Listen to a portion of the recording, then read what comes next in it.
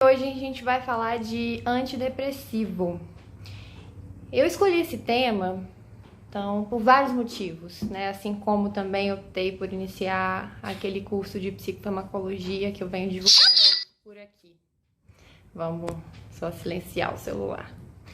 E aí, vamos lá. Primeiro, por que eu escolhi falar de psicofarmacologia? E já dizendo, né?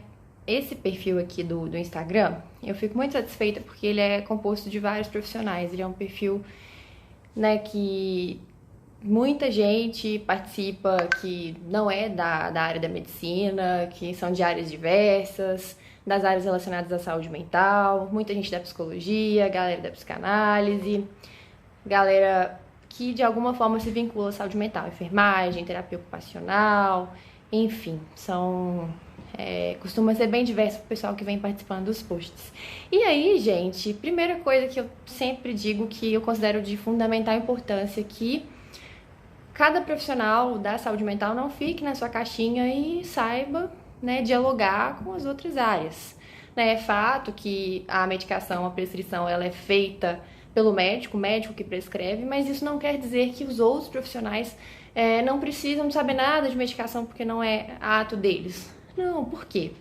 Primeiro porque chega gente, né, nos consultórios de psicologia, de psicanálise, nos serviços substitutivos, né, na rede, chega pessoas que fazem uso da medicação e vão ser atendidos por os diversos profissionais da saúde mental. Né? A gente sabe que o uso dos psicofármacos está frequente, né? Ele está cada vez vem aumentando, enfim. E uma outra coisa, vai chegar gente que não está usando, mas que demanda usar, ou ao contrário, demanda parar de usar, e traz isso para você, profissional de saúde mental, que não é responsável pela prescrição, mas que muitas vezes, além de receber essas pessoas, também dialoga com os profissionais médicos que atendem junto a essa pessoa. Então, eu falo que em construção de caso clínico em saúde mental é algo assim que eu considero fundamental. E pra gente construir caso, pra gente dialogar, né, a gente precisa de minimamente entender um pouco da profissão do outro, do que o outro faz, né, das várias ferramentas aí que a gente tem para lidar com saúde mental. E uma delas é o psicofármaco. E aí um segundo ponto é o seguinte, eu costumo aqui no Instagram trabalhar numa perspectiva mais crítica, né? Trago reflexões aí, proponho debates, questionamentos e acredito muito que a gente precisa de pensar, né, a medicação tanto na perspectiva crítica, tanto na perspectiva social, enfim, que conte com vários aspectos, mas para a gente poder criticar, entender quando está excessivo o uso da medicação, entender o que é medicamentalização e medicalização e poder falar disso, a gente precisa de saber um pouco do que a gente está falando, para saber, né, argumentar, se embasar, entender um pouco qual que é a lógica, qual que é a ética que orienta a medicina baseada em evidências na lógica da psicofarmacologia, por exemplo, né? E também entender que a gente pode olhar a medicação por diversos ângulos, né? Por exemplo, a psicanálise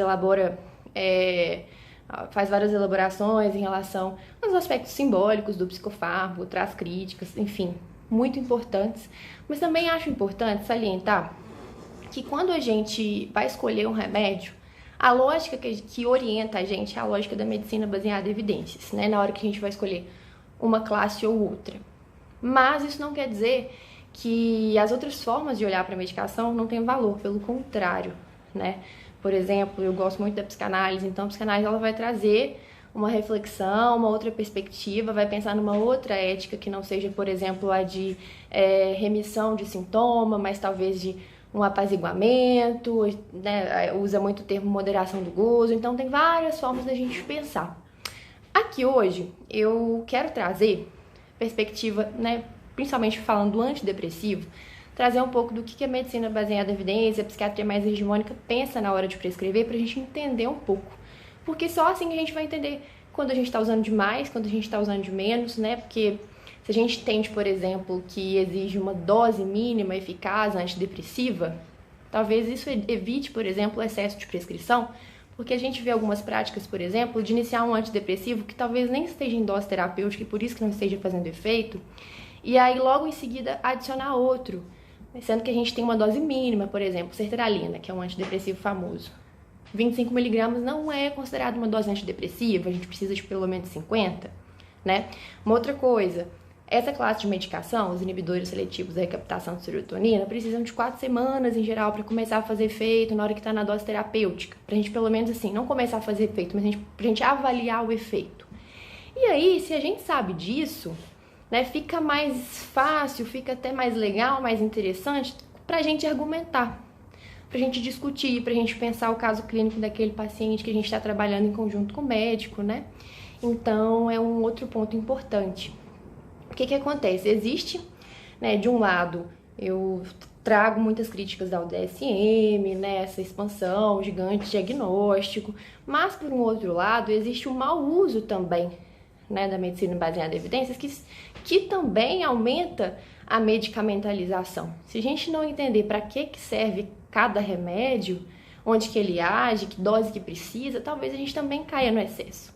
Então, né, se tem por um lado, uma crítica que eu, né, acho super importante a gente fazer, né, em relação a essa amplificação, esse excesso, essa coisa de ficar muito fácil caber num transtorno específico do DSM. Por um outro lado, além de criticar o DSM em si, a gente precisa de entender que às vezes é mal utilizado também, né? Então, assim, a gente precisa de entender o DSM, de ler os protocolos, de entender como é que isso é feito para não cair numa crítica sem rigor, sem argumentação, né? Então, a gente precisa de saber, por exemplo, que tem indicações específicas para cada classe de medicação. Porque um outro ponto que eu queria entrar com vocês antes de passar para os detalhes dos antidepressivos é que às vezes há uma confusão em relação à indicação da prescrição, a depender da lógica que você está utilizando ou da lente teórica que você está utilizando. Por exemplo, na psicanálise a gente tem diagnóstico estrutural, né? Vai dividir em neurose, psicose e perversão, basicamente. E aí acontece que por esse nome psicose, às vezes a gente tem muita confusão. Por exemplo, quando a gente atribui todos os quadros de psicose ao efeito do antipsicótico. A gente precisa de, na verdade, assim, a gente acha que para toda psicose da psicanálise a gente vai precisar de um antipsicótico, mas não é assim.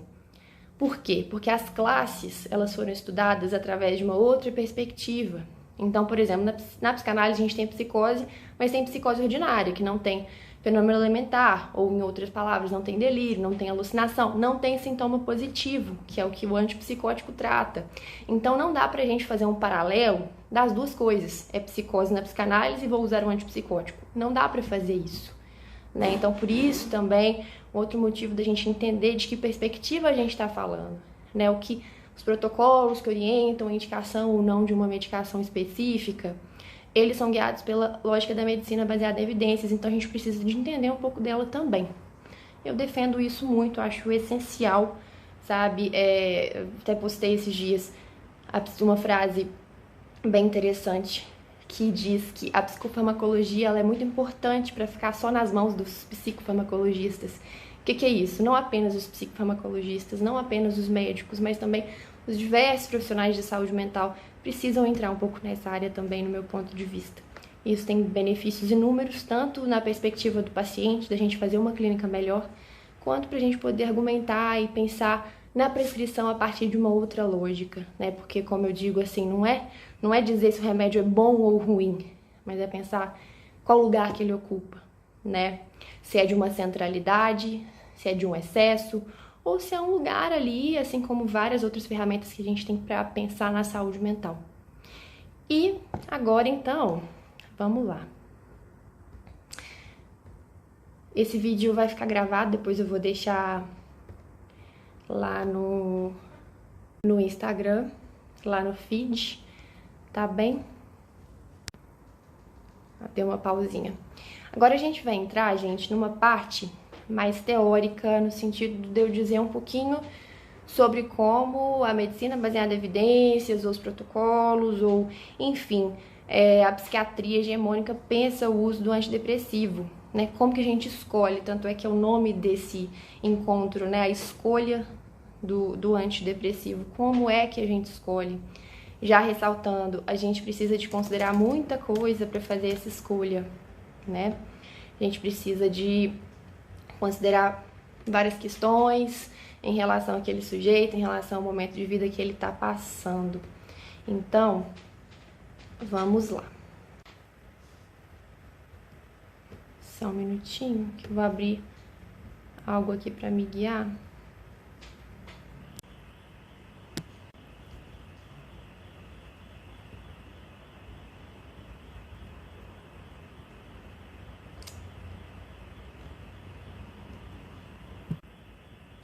Então vamos lá. Primeiro, gente, para falar de antidepressivo, uma coisa que é importante a gente ressaltar é que quando a gente usa esse nome antidepressivo, a gente está se referindo a vários tipos de classes distintas, né?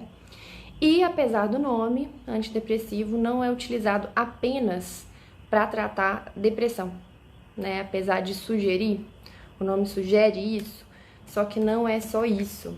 A gente usa para tratar uma série de quadros que a gente chama, né, de transtornos ansiosos, como transtornos de ansiedade generalizados. Antidepressivos vão ser a primeira linha de tratamento, nos quadros depressivos, nos quadros de toque, por exemplo, né? Muitas vezes algumas classes de antidepressivo vai ser utilizado para o tratamento da dor crônica. Então a gente sabe que o uso é amplo, né? É bastante amplo. E a gente precisa de saber disso para não correr o risco de, né, quando chega uma pessoa com uma prescrição de uma fluoxetina, achar que, obviamente, a pessoa vai estar deprimida. Então, não é isso. E as doses, por exemplo, para o tratamento de dor crônica, que a gente usa os antidepressivos tricíclicos, como, por exemplo, a amitriptilina, um exemplo, né, de medicação que a gente usa para dor crônica. A dose da amitriptilina para dor crônica, ela vai ser diferente, a dose mínima eficaz do que para o transtorno depressivo, por exemplo. Que a gente entra num ponto que eu já havia falado no início aqui, é que existem doses específicas, né, doses mínimas, na verdade, para determinado quadro. Por exemplo, a amitriptilina, a gente considera a dose terapêutica 75 miligramas, sertralina, a mínima dose seria 50 miligramas, o escitalopram, a mínima dose seria de 10 miligramas. E aí, o que acontece? Às vezes a gente vê, né, olha, não tive o efeito desejado, mas a primeira coisa que a gente vai fazer é ver se está tomando a dose certa, como é que está sendo isso, se tem o tempo certo de uso, tá bom? Então, esses detalhes, eles vão, né, mostrando pra gente o tanto que é importante a gente ter esse conhecimento para não cair no erro. Isso vai fazer diferença na nossa clínica. Por exemplo, um psicólogo que atende uma pessoa que iniciou um antidepressivo prescrito pelo médico. E aí tem 2 semanas de tratamento e a pessoa está muito ansiosa, muito preocupada daquilo não tá fazendo efeito. E aí até pensa em abandonar. Olha, já tem 2 semanas que eu uso e não tô vendo efeito nenhum. Mas aí o que é importante a gente saber? Demora mesmo, né? Demora para poder ter o efeito. Por exemplo, os inibidores seletivos da recaptação de serotonina, como a sertralina, vão demorar 4 semanas.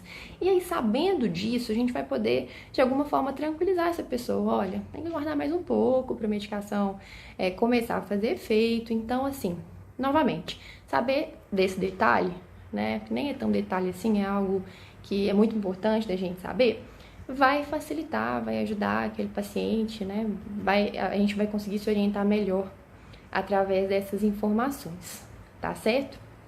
E não só isso, né? Entender também um outro ponto, que existem dentro dos antidepressivos, existem classes distintas, com efeitos que variam um pouco entre si e variam também em relação ao efeito colateral, tá?